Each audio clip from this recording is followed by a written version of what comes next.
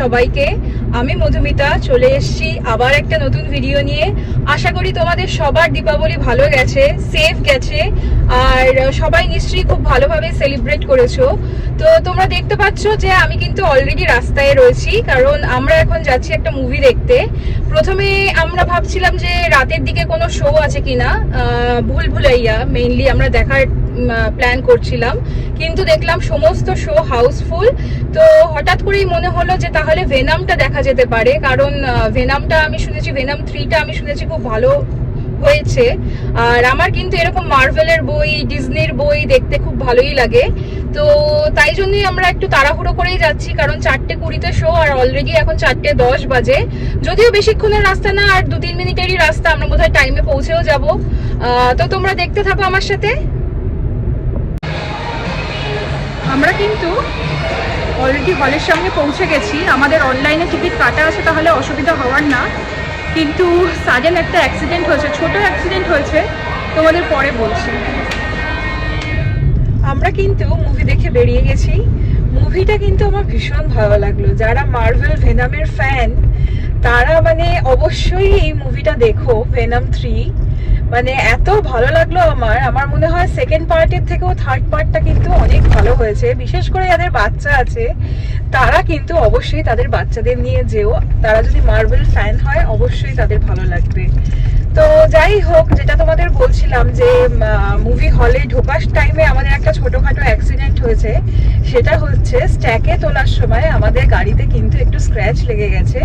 এত সাডেন করছিলাম না, যে ওখানে একটু ড্যামেজ হয়েছে গাড়িটায় নিচে একটু।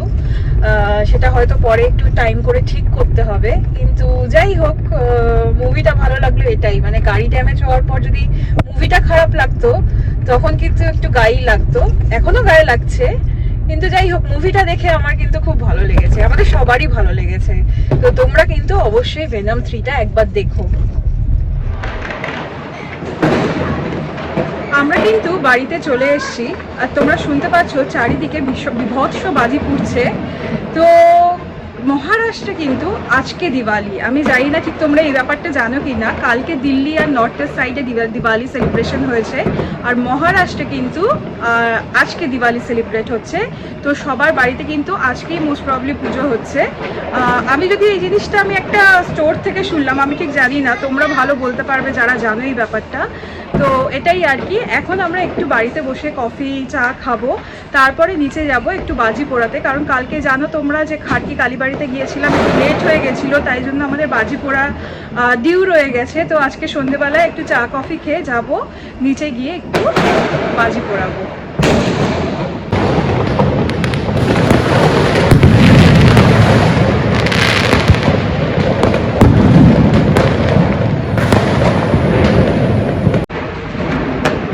কালকে আমরা যখন কালী পুজোর দিকে এগোচ্ছিলাম, আমরা ভাবছি কি ব্যাপার, রাস্তায় কোনো আওয়াজ নেই, বেশি বাজি ফুটছে না।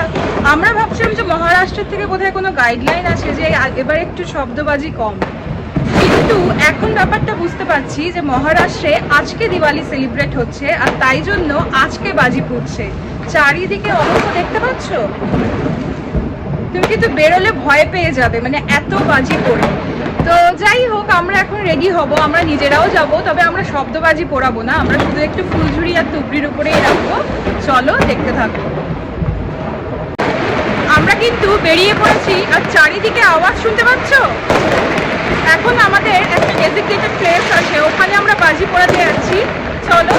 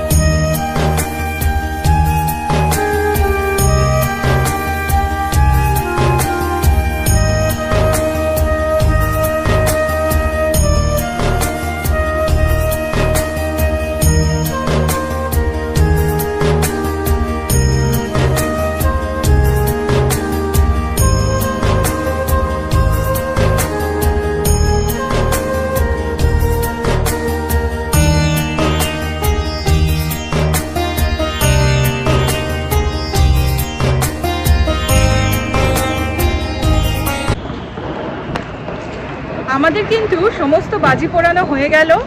আমরা তো সেরকম শব্দবাজি নিইনি, শুধু তারাবাতি আর তুবড়ি। কিন্তু এইখানে বাবারে বাবা, যা শেল, কালী পটকা কি ছিল না! মানে আমার মতো ভীতু লোকের জন্য মানে খুবই টাফ এরকম জায়গায় বেশিক্ষণ দাঁড়িয়ে থাকা।